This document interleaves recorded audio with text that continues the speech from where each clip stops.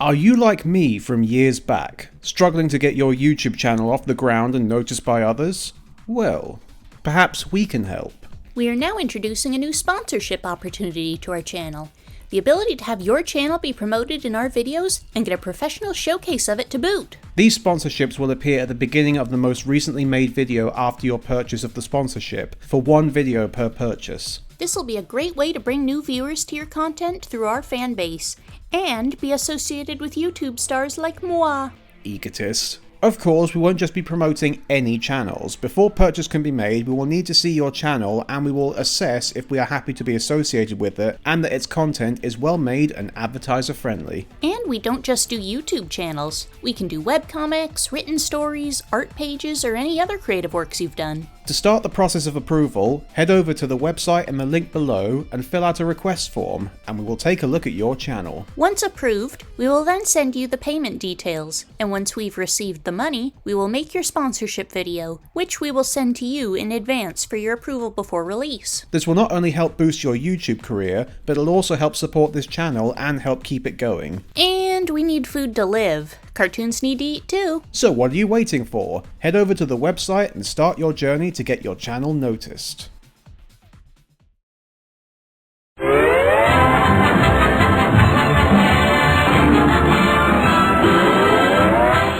Alright my darlings, well it's the time of chills, thrills and vomit spills again, and, well, you know what we're about at this point.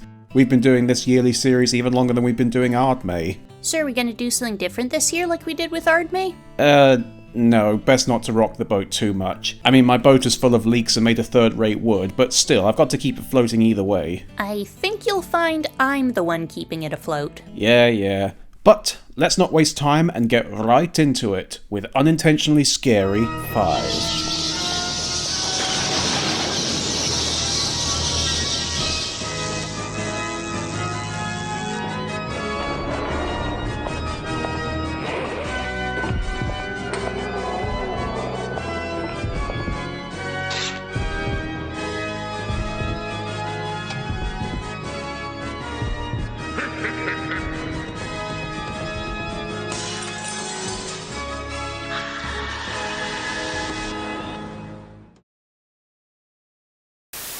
So what's the big centerpiece, big requested thumbnail fishing big one we've got this year? We've done Teletubbies, the Boo Bars, the Honey Monster and Mr. Blobby. What's our first one this time?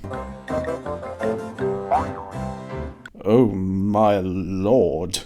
Well, good to see someone made use of that mask after Alex DeLarge used it for a home invasion. Very well, little brother. Very well. This is Mr. Nosy Bonk from the series Jigsaw.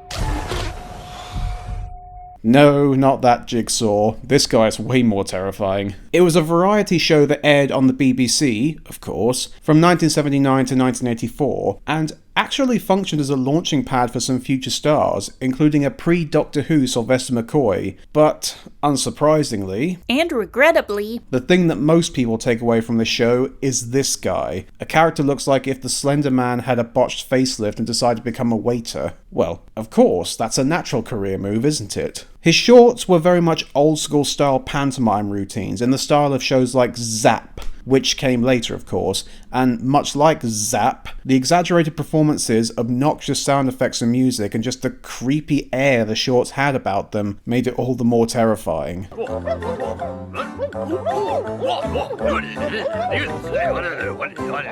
Not that you'd need much help to make this thing scary. I mean, with the giant nose, unblinking giant eyes, moppish hair, and rictus grin is bad enough, but what freaks me out is the black void caves that are supposed to be his nostrils. you could hide basketballs up those things. Every time he leans his head back, I keep expecting to see his brain. Or see it fall out of those Grand Canyon-sized holes. Now that would be interesting, and only make this show slightly less scary.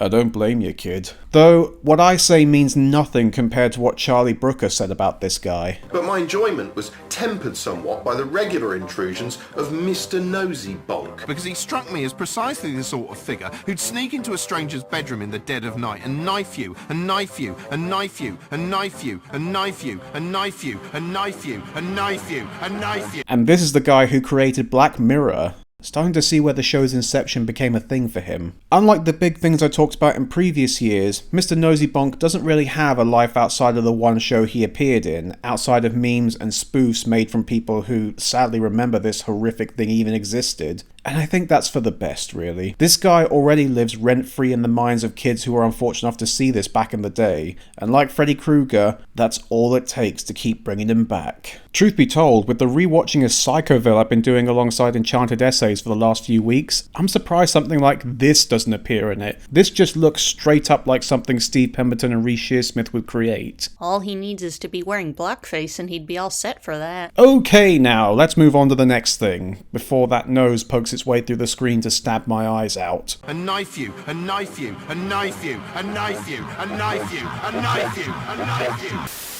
So I feel it's only appropriate that we look at CITV one last time, since they are now no longer with us, sadly. But I think I've looked at everything. What else is left? I've done Grizzly Tales, Zap, Boo Bars, Jungle Run, Art Attack, Horrible Histories, Horrible Science. What else is there left to talk about? Well, how about a show that almost no one remembers, but once you've seen it, you'll never forget it? So the classic comic character Dennis the Menace is pretty famous. I think we can all agree on that. Oh yeah, the little blonde kid in the red overalls? No, not that pathetic excuse for a character who barely justifies his name. Our Dennis is a child evil genius. He's a nuclear family Aryan propaganda figure who looked like he shit himself at the prospect of so much as stepping on an ant. I take it you don't like the American version then? You could say that, yes. The real Dennis has had a few shows based off of him. There was the 90s animated series, which was an excellent show with great writing, voice acting and animation. And then there's these ones, which I don't care for because nothing can top this. However, the 90s series wasn't the first attempt to bring Dennis to the small screen. No, that was done in 1990 with the Dennis the Menace and Nasha show. Yes!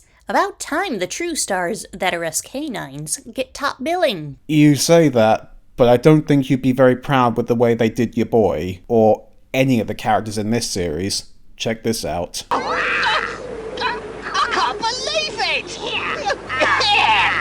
Goody! Now the beach will be safe for all our softies! Oh no, help! Mumsy, stop them! Softies everywhere. Prepare to be frightened. Very frightened. You don't know the half of it, mate. Oh yes, this is some of the most horrifying puppetry I've ever seen. Well, outside of the first Dark Crystal. Keep treading that thin ice, Baldy. As you can see, the series used puppets rather than animation, which is not the worst idea, but Dennis's design at this point in the comics didn't really lend itself to puppetry-based adaptation, or at the very least not with the production team that looks like they raided the cafeteria's bins to make these puppets. I mean, the coffee can heads and the Joker gas grins are bad enough, but the fact that their mouths almost wrap around the entirety of their heads is truly horrifying. It looks like if they smile anymore, their heads will fall off. They should talk to Leslie Ash and Katie Manning. They've got experience in making sure that doesn't happen to them. The voices don't really aid this either, given that some of them, like Walter and Mum, are super exaggerated and make the whole experience more frightening than it needs to be. Who knows what I might find behind this door? Be brave, Mum! You must take a peek! I mean, if I looked like that and had to see myself in the mirror every day, I'd probably sound like that too. Surprising that you don't sound like that given what you have to look at in the mirror every day. Shut up. Also, it doesn't help that designs and art that Dennis the Menace had in the comics at this point was not at its best. I mean, for the 70s it was acceptable, but this art style is so basic a child could do it, was not going to fly in the era of elaborate and fantastical designs and products. You know, like Pogs. So this show was made at probably the worst time, since Dennis's design was altered right after this show was made to his more cartoony and exaggerated one, which looked way better. In fact, I wouldn't be surprised if this show's horrifying puppets were the direct result of them wanting to change Dennis's design. I mean, wouldn't you look at this and want to wipe out anything that looks like it just to make the PTSD flashbacks go away? Well, that and the fact that Dennis's dad has a Hitler moustache. I get that he's the overbearing authority figure in this show, but that's just a bit too on the nose. Well, it's not. It's under his nose. Boo. I admit that I've been a bit harsh to CITV over the years, but now that they are gone, I can say that I will miss their style, charm, and the fact that they did take risks and were willing to experiment, and while it didn't always work, they were able to make some good shows out of it. Unfortunately, this was not one of them, and when the animated series that followed a few years later happened, no one even remembered this show existed. and that's probably for the best. Bah! This horror story's certainly got a horrible ending, pals. And on the subject of mentioning the boo bars previously, I think it's time we return to the never-ending well of preschool horror that is ragdoll entertainment. Are we finally going to talk about Brum this time? Why? What's wrong with Brum? A car that goes around driving on its own? Just add killings and it's the plot to Christine. Well, I disagree, though the guy who operated Brum would have some experience with killer machines, considering he went on to help create Robot Wars. Wait, seriously? Yeah, he really did, look that up. But Brum aside, there's one show that Ragdoll have made that I've not talked about. It was their spiritual successor to Teletubbies, without being a blatant rip-off like Boo Bars was. That being In the Night Garden. I'll grant you that this show isn't as scary as some of Ragdoll's other shows, but it's still pretty off-putting. Not the least of which being how the characters look at the physical manifestations of STDs brought to life. Like, that one's herpes, that one's chlamydia, those guys are genital warts, and that one's gonorrhea. Now there's a lovely image for you. You're welcome.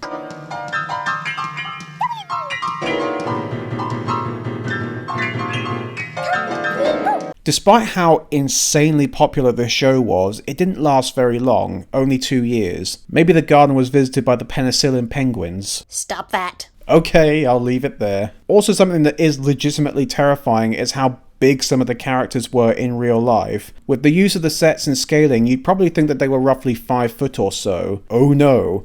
These and the Teletubby costumes were almost 9 foot tall and twice the size of a regular person. Imagine seeing that as you turn around the corner in a film studio. That'll put the fear of God into you, or remind you to go to the free clinic. Last warning. Okay. Also, while this isn't really scary, it is weird. The fact that the narrator of the show was, and I'm not kidding, Derek Jacobi. Eagle, piggle, eagle, onk, we are going to catch the Ninky Donk.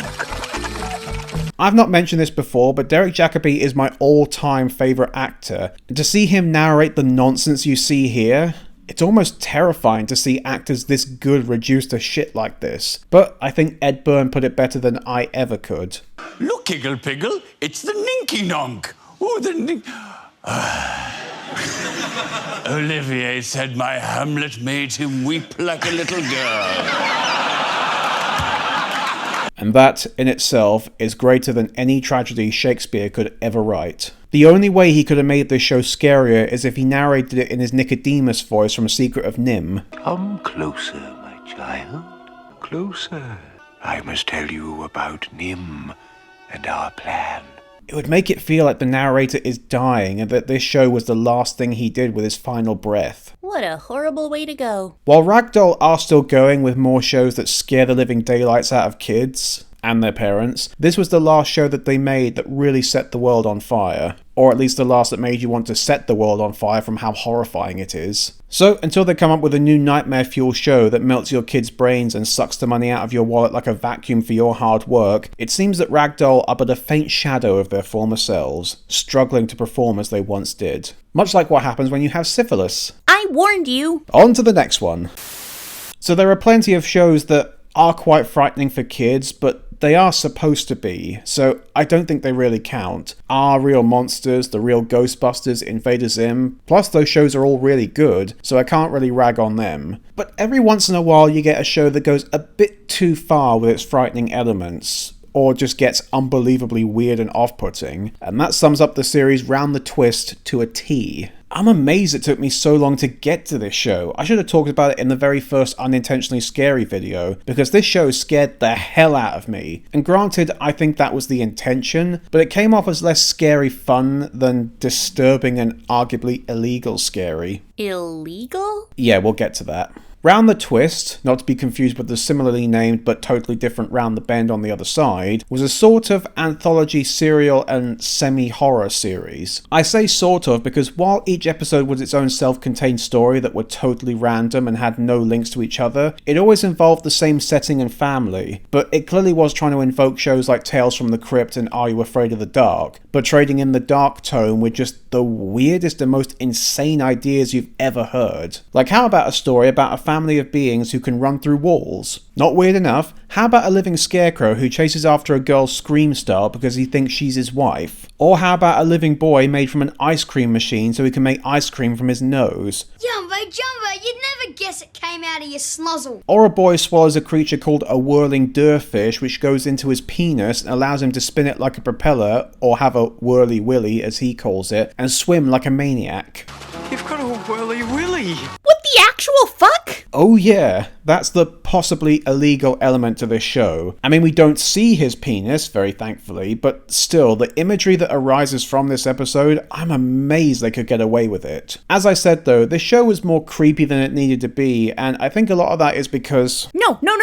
Screw your genuine criticisms. A kid has a whirling willy in this show? How are people not talking about this? You got me. As a kid, I saw this and thought nothing of it. Then again, I spend my time talking about stuff like this as a job with a talking fox, so maybe I'm just weird. As I was saying though, I think the show's creepiness comes a lot from the production. The production is cheap, yet rather ambitious, so it causes a weird vibe that makes it feel a lot more surreal. That combined with the wide-angle lenses, the weird music and the exaggerated acting, it just all feels like a creepy dream, but sadly one you can't wake up from. The theme song didn't really help the tone either, given that it opens with the sound of a Muppet having a seizure.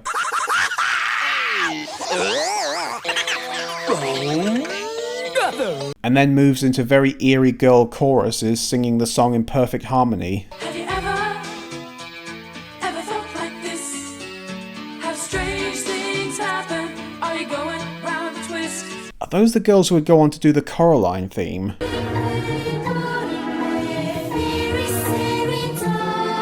The show actually lasted a surprisingly long time, 4 seasons with a total of 52 episodes. That's impressive that the writer was able to transcribe his fever dreams into a show for that long, but after the end of the show, it just faded into obscurity, for better or for worse. And said writer should be kept as far away from children as possible. Or at the very least, don't feed them any weird fish. So we're going old school for this last show we're talking about today, all the way back to the 50s. A time when most kids' shows consisted of marionettes. Now, marionettes have always had a bit of a creepy flair to them. The floaty way of their movement, they're either unblinking or have weird eyelids, and the weird mouth movements, it makes it a very eerie kind of thing to watch. Hello, Andy Pandy. Are you waving to him, children? No, I'm flipping him off. Or I would if I had 5 fingers. But if anything, Thunderbird shows that marionettes can be done well and have a good show made around them. But that show was made 20 years after the Bill and Bens, the Pinky and Perkies and the Andy Pandies. But while those shows were a little bit creepy, none could hold a candle to Torchy the Battery Boy. Sounds like a prison nickname for someone who swallows batteries for contraband reasons. Or Mad Mac's nickname in the Mad Max game. I give you Mighty Boy! And I'd take Prison or a Desert Wasteland over having to watch this show. And if she found me again, she'd smack me for going away. You're the only poodle in the world with straight hair. And that's why I love you. We want our toys back. It's all your fault that we lost them. You okay, Huck? Find my happy place. Find my happy place. This looks like something they'd show in a Korean political prisoner camp to re-educate them. From the overly whimsical music, the dead-eyed glassy expression on the kids, and the 50s brainwashing-style moralistic lessons, all that's missing is for something like this to happen. Magic beam that is so bright. Will you shine your lovely light? Creepy. Actually, it's funny I mentioned Thunderbirds because this show was actually made by one of its creators, Jerry Anderson, but looking at this, he clearly had a long way to go before making this show. I can appreciate that it was his early days, but still, this show is terrifying and feels like something you'd see in an episode of The Twilight Zone as a spoof of a kid's show, where the characters would then pop out the TV and kill the villain in the episode. Seriously, I could honestly see these little bastards alongside Talky Tina. My name is Talky Tina, and I'm going to kill you. Hard to say which one gives me nightmares more. I know which ones I'll be seeing. I'm also in a debate with myself if it's better or worse that we see the strings all the time. At the very least with seeing them, it helps detach the idea that these things are real, which makes them a bit less creepy. Yet at the same time, it brings the idea that if they are real, then that's the bunch of men controlling a bunch of living beings against their will. Again, sounds a lot like Korea. Of course, Jerry Anderson and his then wife would go on to bring us much better puppet or Super Marionation shows, as they put it, in the future, with Thunderbirds, Captain Scarlet, Terrorhawk, Stingray, and more. But this show will forever be a testament that everybody needs to start somewhere. And that start is often embarrassing, ugly, and slightly creepy. That sums up what you were like in your early videos to a T as well. Shut up. So, we've done TV shows, now how about some ads? And remember how I said that there was a creepy Tango ad involving tapeworms and leg squeezing that I couldn't find all those years ago? Well, somebody found it, and showed it to me, and I am eternally grateful for that. 4 years! Jack and I got married within 6 months of meeting each other. Oh, no. You've been wanting to get out of this relationship for years, and now the mother speaks of marriage. Make a pass at her father. All right. Excellent. Well, I expect you'd think this is old-fashioned nowadays, but it looked absolutely lovely. Oh dear. Feed the tango inside.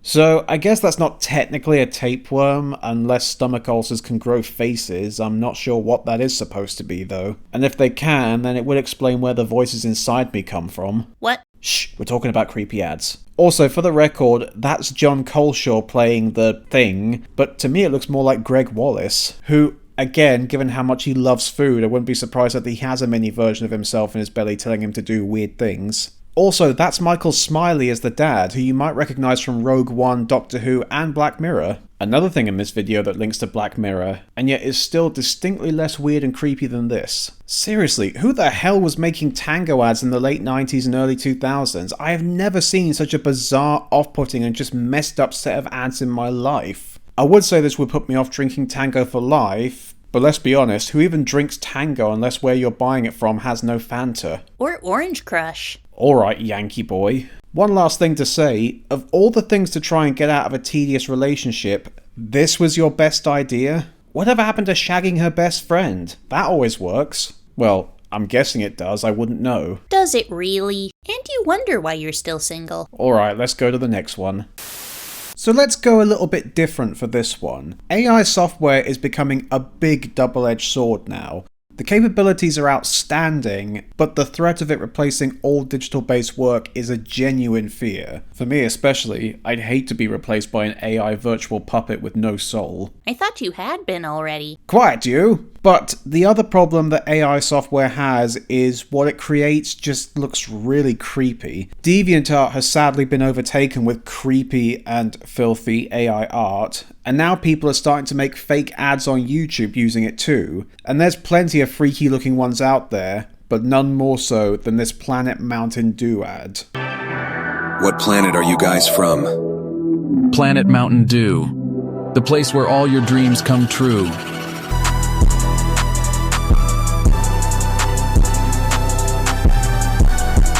Well, what can I say about this? Well, how about, I didn't know there was a way you could make Mountain Dew any more unattractive from looking and tasting like the Hulk's sinal fluid, but what the hell do these images do to help make people drink it? Granted, since this is fan-made, it's likely that the ad wasn't intended to be taken seriously and is more of a spoof, but still, it's not pleasant to look at in the slightest. Looking at these guys who have more chins than they do pudgy fingers, the frozen dead eyes combined with the uncanny valley mouths, the awkward 2010s gamer laptop wallpapers used as establishing shots, the spacesuits that they wear that make them look like they're in the autoerotic asphyxiation scene from the League of Gentlemen.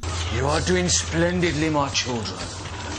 You are entering a world of unknown pleasure. And, well, this image. Man, Shrek has really let himself go. And the final line of the ad doesn't help make it any less unpleasant. Do your toilets use Mountain Dew water? No. We pee in plastic bottles. So that's where Mountain Dew comes from. It all makes sense now. And it doesn't change how gross the stuff looks. And what's even more creepy than this? Seeing Elon Musk in a follow-up ad. Grab that Mountain Dew. Wormhole closes in 5 minutes. And defeating Adult Baby isn't just a dream. He's on a mission to rename everything X. I won't deny that AI software, when used well and used in conjunction with genuine artwork and craft, can produce some impressive products, but the technology clearly has a long way to go before we start relying on it. And I'll be sabotaging AI software companies for the rest of my life to make sure that they never get there. I won't be out of a job. I don't think it's AI you need to worry about taking over your job. Don't you start. Oh, just you wait, my friend. So we're going back to puppets again for this one, and the career of another classic puppet company, the Spitting Image Puppets. The Spitting Image crew worked on more than just that show. They did puppets in other shows, movies, and of course, ads. Now, some people have said how creepy the puppets in Spitting Image are, and I can understand that, but it's sort of meant to be the intention. The puppets are made to resemble the political satire comic art that you would see in newspapers at the time, so the warped and slightly disturbing look of the puppets matches that style perfectly. However, what looks good in an adult satire doesn't always work in other formats, such as this. Ladies, synchronize watches. There's a spread that's high in polyunsaturates and contains virtually no cholesterol. Over here, girls. But the word is, it's made with buttermilk for a fresh butter-like taste. Keep up, Dora! I can't believe it's not butter. Can you? And I thought the cows from Barnyard looked off-putting, not the least of which being, why does a male cow have udders? Hey, are you being transphobic there? Wait, what? No. I mean, it's just... Wait, hang on, no, I'm not saying... I didn't... What? At last, I finally broke him. Well, whatever. These cows are freaky as hell looking, and the exaggerated movements that the Spitting Image puppets normally have just makes it look even more off-putting. You know how people say you love burgers but you hate to see it getting made? Well, in this case, I'd be happy to see these heifers be turned into McDonald's, and to be fair, they'd probably fit in perfectly with the other cows they used to make their shitty patties. I'm also not going to question how they can hold pens with hooves, unless this is a prequel to that Cravendale If Cats Had Thumbs video. Speaking of which, did you know Tim Curry did the voice for that ad? I think that's made it my favourite ad of all time, regardless of my issue with cats. Also, that shot where they descend into the supermarket makes it all the creepier, since it's just regular people in silhouette. In Spitting Image, when a character was just a regular person with one of those puppet masks on appeared, it was always a little creepy, but here it just feels like we're in some sort of Island of Dr. Moreau animal hybrid situation. I disagree. That's more the situation in this ad they also made. Dura nada. ¿Qué van a durar? Si a él le dio por acompañar todo con tocinetas, el whisky, el vodka, la cerveza. Well, if I wasn't already a vegetarian, that ad would certainly make me want to be one. Also, is he eating those things? Made of pigs? He's a cannibal! Here's just hoping that the next ad doesn't feature any more creepy mutant humanimals. We love you, subs! Oh, god damn it! Why are you complaining? You host alongside me, and I'm kinda human, I guess? Yes, but you're at least cute. These things most certainly are not. So, we've got another ad featuring the rejects from the High Evolutionary here, with a group of characters called the Sponge Monkeys, which sounds more like the title to a very filthy porn than a series of ads for Subway sandwich companies. A lot of people suggested that I look at the original Crusher ads for this video, and while yes, they are a little off-putting, they're not too bad, especially compared to these horrific abominations. And people wonder why Quiznos hasn't opened a chain in the UK yet. Well, given the UK's pun naming trope for its shops, they'd probably think it's a shop to buy pub quiz materials. Why would anyone not make a shop like that? That is brilliant. I can finally escape this dead-end YouTube career and strike it rich. Us, you mean? Why you too? It was my idea. No, it wasn't. Shouldn't we get back to the flippin' sponge monkeys? Oh, yeah, right. I will say that the splurge of Final Cut Pro animations that arose in the 2000s did give us some good stuff, but a lot of it wasn't, and so many of it looked cheap and creepy, but nothing compared to this. They are tasty, they are crunchy, they are warm because they toast them! Everything about this ad just screams, why? Why the annoying Sylvester Stallone on helium voice? Why the mouths that seem to be photographed from a baby who's just had its teeth grown in? Whose pain of going through the teething process can't compare to the pain I feel from watching this? Why the awful audio quality for the singing? Why is that one wearing a pirate hat? Why is this being put to acoustic guitar music? Why is it even made in the first place? Why did they think this was a good idea? And why would anyone eat at Quiznos now that Subway do toasted subs as well? And why the hell do I still make these videos every fucking year? Because you've got no other ideas for Halloween videos? Oh, believe me, I certainly do. But I can't make them because I'm stuck doing these videos instead. Whatever, on to the next one. Well, that one just about broke me, so let's make this the last one, shall we? So, candy ads. They can be fun. Employees of M&M's, that's us, are not eligible. So, we'll quit. They can be artsy. And all because the lady loves Cadbury's milk tray. They can also be really weird. Totally appealing. It's new Fruitomic Punch Gushers. And then there's ads like this one. Kinder. Yebo shaky. Me unscrabbly. Chock-a-doobie! Doubly chock-a-doobie! Oh, fuck me. You can say that again. I take back what I said about the Tango ad. This is Greg Wallace, creepy smile and all, complete with black voids for eyes. Also, why does he sound like Gurr from Invader Zim? Choco scrum with multi-pump rubber dies! Oh, grumbly! My piggy!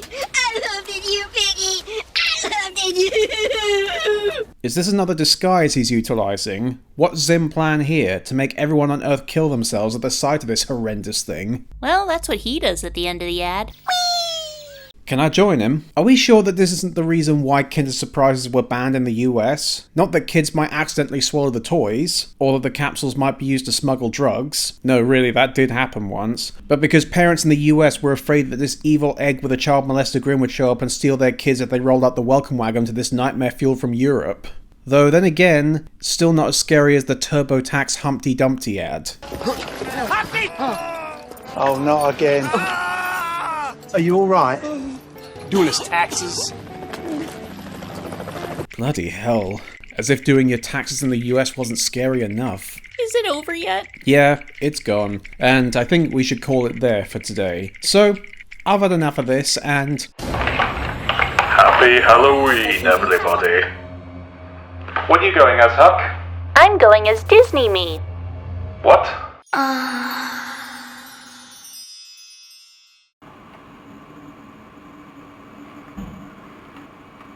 Can I go as that too?